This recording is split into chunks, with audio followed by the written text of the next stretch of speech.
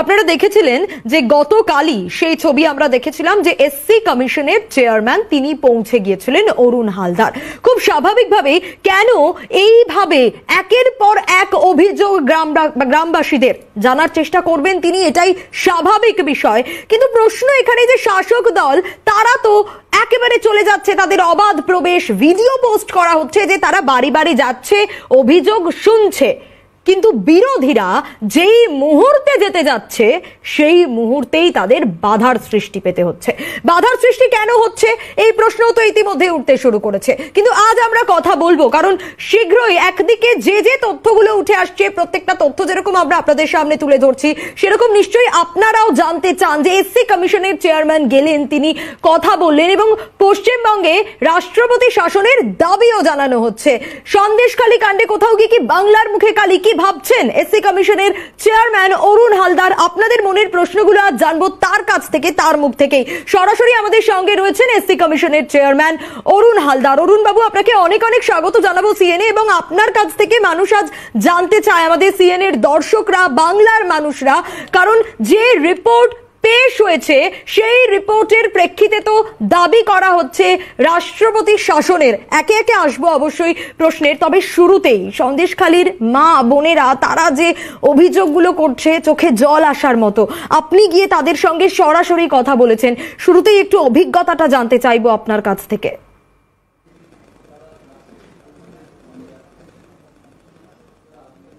নমস্কার।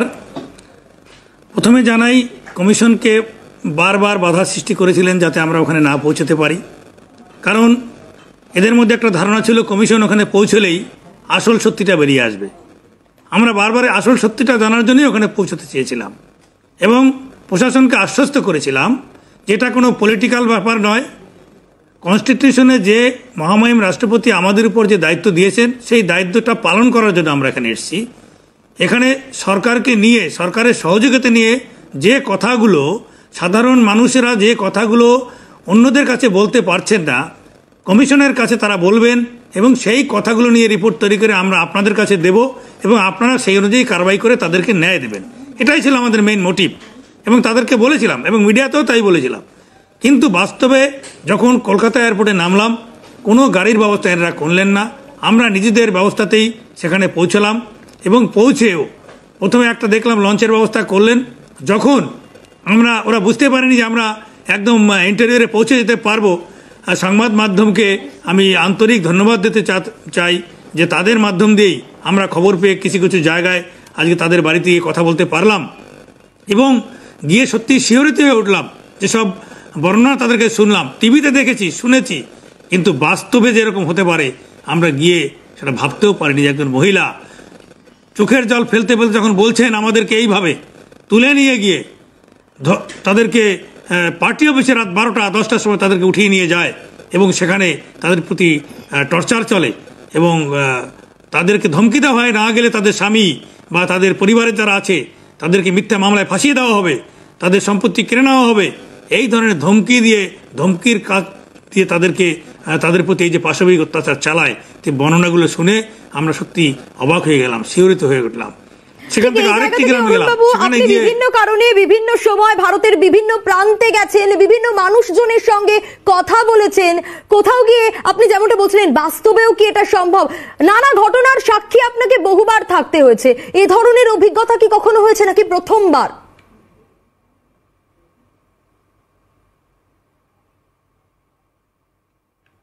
যে আজকে পশ্চিমবঙ্গে যেটা ঘটছে, অনেক জায়গায় সরকার পক্ষের দল আছে, বর্তমান কেন্দ্রীয় সরকারের তাদের দল সেখানে তাদের গভর্নমেন্ট আছে, বিরোধী দলরা বহু স্টেটে আছে, বহু সাউথের বহু স্টেটে আমি গিয়েছি। কোনো স্টেটেই কমিশন গেলে সেখানে এসপি ডিএম কম্পালসারি, ছোটোখাটো ঘটনা যদি হয় সেখানেও সারাক্ষণ যত সময় আমরা থাকি সেই স্পটে তার এলাকায়, সেখানে ডিএম এসপি সাথে থাকেন, কোথায় কোনো সমস্যা হচ্ছে কিনা তারা দেখেন। কিন্তু এখানে সম্পূর্ণ আলাদা। এত বড় একটা ঘটনা, সারা দেশ বিদেশের মানুষ এই লজ্জাটা দেখছে, বাংলার লজ্জাটাকে। সেখানে আমরা মানুষের সুবিধা করার জন্য, সরকারের সুবিধা করার জন্য, সরকার যাতে ঠিকমতো কাজ করতে পারে তাদের গাইডলাইন দেওয়ার জন্য, তাদের সাজেশন দেওয়ার জন্য আমরা সেখানে পৌঁছালাম। আমাদেরকেও সেখানে ঢুকতে দেওয়া হবে না, আমাদের কথাও তাদেরকে শুনতে দেওয়া হবে না, এই যে মনোভাব, তাহলে ওখানে মানুষেরা ন্যায়টা কিভাবে পাবে? সেই কারণেই তড়িঘড়ি আমরা ওখান থেকে ফিরে এসে রাত্রিরেই কালকে আমরা টিম বসে মহামহিম রাষ্ট্রপতি সময় দিয়েছেন সকাল 11টায়, তাই আমরা রাতেই সমস্ত রিপোর্ট তৈরি করে মহামহিম রাষ্ট্রপতির কাছে সেই রিপোর্ট পাস করে এসেছি। রাষ্ট্রপতির কাছে রিপোর্ট পেশ এবং তারই পাশাপাশি সন্দেশখালীতে এই তফসিলি আদিবাসী শ্রেণীর মানুষ অভিযোগ, তারা বলছেন যে বছরের পর বছর তারা অত্যাচারিত হচ্ছে। শুধু তাই নয়, তাদের যে মৌলিক অধিকার, সেই মৌলিক অধিকার পর্যন্ত একেবারে ভুলুণ্ঠিত হচ্ছে। এই জায়গা থেকে দাঁড়িয়ে প্রত্যেকটা মানুষের মনে এখন অরুণবাবু এই প্রশ্নটাই যে এরপর কি হবে, কি ব্যবস্থা নেওয়া হবে। যেভাবে আপনি তাদের পাশে গিয়ে দাঁড়িয়েছেন, আপনারা পাশে গিয়ে দাঁড়িয়েছেন, আর কি কি ব্যবস্থা আপনাদের তরফ থেকে নেওয়া হবে?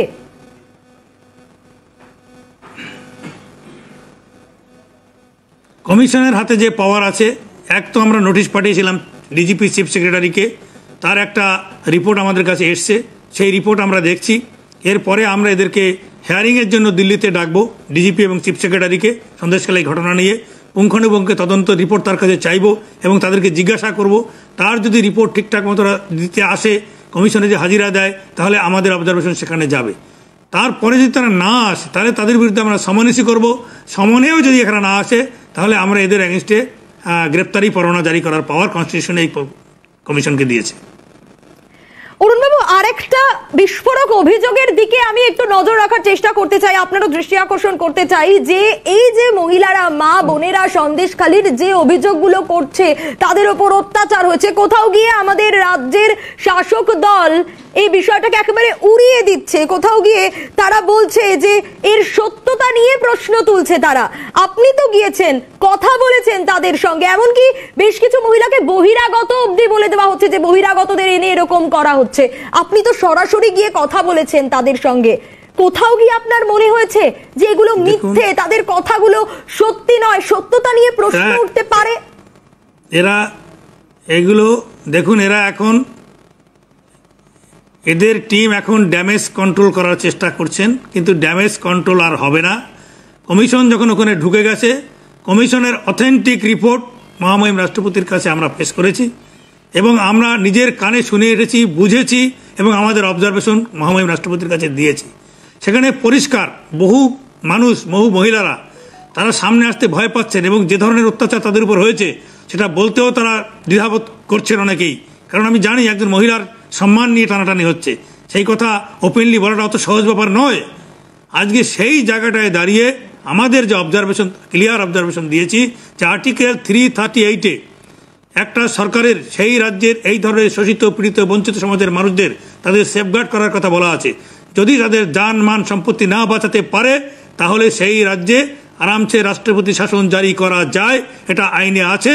আর সেটাই মহামহিম রাষ্ট্রপতির কাছে রিপোর্ট আকারে দিয়ে এসেছি এবং উনি অত্যন্ত সহৃদয়তার সঙ্গে সেটা শুনেছেন এবং আশা করছি অ্যাকশন হবে।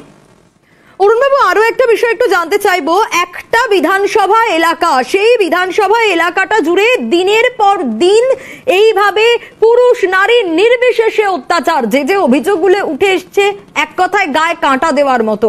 কোথাও গিয়ে এতদিন ধরে অত্যাচারিত হচ্ছে, পুলিশ নাকি এই শিবু, উত্তম, শাহজাহান মানুষ কিছু অভিযোগ জানাতে গেলে তাদের কাছে পাঠিয়ে দিত, তাদের ওখানে বিচার সভা বসতো। প্রশাসনের ভূমিকাকে কিভাবে দেখছেন?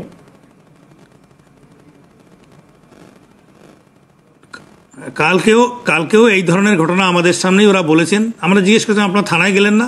বলে থানায় গেলে তো ওদের কাছেই যেতে বলে। বলে থানায় গেলে ওদের কাছেই যেতে বলে? হ্যাঁ, বলে থানায় বসেই তো ওদের সমস্ত কারবার চলে ওখানে বসে। তো এই ধরনের জঘন্য ঘটনা যে অফিসাররা করেছেন, ইমিডিয়েট তাদেরকে সাসপেন্ড করার জন্য আমরা বলেছি। এবং বিশেষ করে যাদেরকে আমরা কথা বলবো, যে পুলিশ আধিকারিক ওখানে উপস্থিত ছিলেন, তারা আমাদের থেকে অ্যাভয়েড করে গেলেন, তারা শুনতে চাইলেন না আমাদের কথা। তাই আমাদের বাধ্য হয়ে যখন দেখলাম ক্রিমিনাল আর অ্যাডমিনিস্ট্রেশন ওখানে একসাথে মিলে কাজ করছে, তখন আর বিরুদ্ধে আমাদের হাতে কোনো রাস্তা নেই। আমাদের শেষ অস্ত্র মহামহিম রাষ্ট্রপতির কাছে জানিয়েছি, এখন উনি যে বিচার করবেন তার দিকে আমরা তাকিয়ে আছি। কোথাও গিয়ে অরুণবাবু, আপনি কি মনে করেন যে এ বিষয়ে কেন্দ্রের হস্তক্ষেপের প্রয়োজন রয়েছে? আপনি নিজে যেহেতু গিয়েছেন, কথা বলেছেন, আপনি কিভাবে দেখছেন বিষয়টা? আপনার কি মনে হয় কেন্দ্রের হস্তক্ষেপের প্রয়োজন রয়েছে? দেখুন, ইমিডিয়েটলি শাহজাহানকে অ্যারেস্ট করা উচিত, আইনের আওতায় এনে ওর বিচার হওয়া উচিত। 2019 সালেও শাহজাহান মার্ডার করেছিল প্রদীপ মণ্ডলকে, আমি নিজে সেই কেসের তদন্ত করেছিলাম। দুর্ভাগ্যের বিষয় শাহজাহানের নাম এফআইআর থেকে বাদ দিয়ে দেওয়া হয়েছে। তারপরে একটা ক্রিমিনালকে দলের নেতা বানিয়ে ওখানে একটা বিশৃঙ্খল পরিবেশ তৈরি করেছে, মহিলাদের উপর টর্চারের পরিবেশ তৈরি করেছে। এর জন্য যারা দায়ী তাদের শাস্তি হওয়া উচিত, এবং যারা যে সমস্ত প্রশাসনের আধিকারিকের সঙ্গে যুক্ত তাদের বিরুদ্ধে কঠোর কারবাই হওয়া উচিত। আর ঠিক এই জায়গা থেকেই অরুণ বাবু যে প্রশ্নটা বারবার করে উঠে আসছে, এই যে বিশেষ করে শাহজাহানের বিরুদ্ধে ওখানে রোহিঙ্গাদের বসানোরও আমি অভিযোগ পেয়েছি ওখানে, যে ও নাকি রোহিঙ্গাদের ওখানে বসিয়েছে। শাহজাহান নাকি ওখানে রোহিঙ্গাদের নিয়ে এসে বসিয়ে টর্চার করেছে, এবং এটা আরামসে এনআইএ অ্যাক্টে তদন্ত হওয়া উচিত। এবং আমরা দরকার হলে এনআইএকেও চিঠি লিখবো যে শাহজাহানের বিরুদ্ধে ইমিডিয়েট এনআইএ তদন্ত শুরু করুক। ঠিক এই জায়গা থেকে অরুণ বাবু যে প্রশ্নটা বারবার করে উঠে আসছে, এই যে মহিলারা সাহস দেখালো, তারা ক্যামেরার সামনে গিয়ে বলল, কোথাও গিয়ে তো তারা এটা আশা করেছিল যে কোথাও গিয়ে গ্রেপ্তার হবে, এই বোধহয় শিবু হাজরা গ্রেপ্তার হয়ে যাবে, শাহজাহান গ্রেপ্তার হয়ে যাবে, যে অত্যাচারগুলো তারা চালাতো। কিন্তু এখনো পর্যন্ত প্রশাসন কেন গ্রেপ্তার করছে না? কথাতেই তো আছে পুলিশ চাইলে কি না পারে। এই বিষয়টা কিভাবে দেখছেন, কি মনে হয় আপনার? ওই একটা কথা বারবার মনে পড়ে যে বিচারের বাণী নীরবে নির্ভীতে কাঁদে। যাদের হাতে বিচার ব্যবস্থার ভার তারাই যদি মুখ ফিরিয়ে রাখে, তারাই গিয়ে যদি এখন তাদেরকে মানে ভয়ঙ্করভাবে তাদেরকে শাসায়, প্রশাসনের লোকরা গিয়ে যদি বলে বাইরের লোকের কাছে কারো মুখ খুলবে না, তাহলে তো এই ধরনের ব্যবস্থা চলতেই থাকবে। তারা তো ন্যায় পাবে না, তাদের কাছে একটা পরিষ্কার জলের মতো পরিষ্কার হয়ে গেছে। তার জন্যই তো আমরা তো চেয়েছিলাম ওখানে প্রশাসন এই কাজটা করুক, সেজন্যই আমরা গিয়েছিলাম, একটা সদিচ্ছার বাতাবরণ তৈরি করে আমরা গিয়েছিলাম। অথচ ওনরা প্রতিটা পদে পদে নন কোঅপারেশন করে আমাদেরকে বাধ্য করলো মহামান্য রাষ্ট্রপতির কাছে রিপোর্ট পাঠাতে। অরুণ বাবু, নিশ্চয়ই শাসক দল যাবে, ভিডিও করবে, তারা পোস্ট করবে, ঠিক আছে, তারা তাদের মতো করে করছে, তারা ভিডিওতে দেখাচ্ছে সাধারণ মানুষকে, তারা গিয়ে সেখানে অভাব অভিযোগ শুনছে। কিন্তু যখনই বিরোধীরা যেতে চাইছে, অন্য কেউ যেতে চাইছে, তাদেরও তো শোনার অধিকার রয়েছে। এই মানুষগুলো তো তাদেরকেও বলতে চায়। তাহলে এই যে কেন বাধা? যেমন আপনি বলছিলেন যে আপনারাও বাধার সম্মুখীন হয়েছেন কোথাও গিয়ে।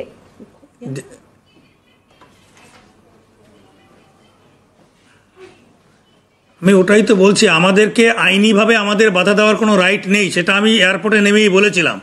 আমি এটাই বলেছিলাম, কনস্টিটিউশনাল বডিকে কেউ যদি বাধা দেওয়ার চেষ্টা করে তাহলে কনস্টিটিউশন অধিকারকে লঙ্ঘন হবে। প্রয়োজনে যদি আমাদের বাধা দেওয়ার চেষ্টা করে তাহলে ওখানকার প্রশাসনের আধিকারিকদের অ্যাগেনস্টেই আমরা এফআইআর করে দিল্লি চলে আসবো। এটা বলেছিলাম, ওরা জানে সেই কানুনটা, আমাদের সেজন্য আটকাতে পারিনি। কিন্তু বাকি যারা বিরোধী লোকেরা যাচ্ছে তাদেরকে আটকানোর চেষ্টা করছে। সংসদীয় দলের প্রতিনিধি, ওটা কি দেশের বাইরে নাকি যে ওখানে কেউ যেতে পারবে না? এই ধরনের আটকে রাখতে পারে? সত্যকে চাপা দিতে পারে এইভাবে? আর যে সত্যকে চাপা দেওয়ার যারা চেষ্টা করছেন সেই তাতেই তাদের একদিন দেখবেন সর্বনাশ হয়ে যাবে। আমি এটা ক্লিয়ার বলতে দেখতে পাচ্ছি। অনেক অনেক ধন্যবাদ জানাবো অরুণ বাবু আপনাকে আমাদের সময় দেওয়ার জন্য। আমাদের সঙ্গে এসসি কমিশনের চেয়ারম্যান অরুণ বাবু ছিলেন, এবং যে প্রশ্নটা বারবার করে উঠে এসছে এসসি কমিশনের ভাইস চেয়ারম্যানকে আমরা পেয়েছিলাম, এবং প্রশ্নটা স্বাভাবিক, সত্য কিন্তু চাপা থাকে না। তিনি শেষ কথা যেটা বললেন যে কোনোভাবেই সত্যিকে চাপা রাখা যাবে না।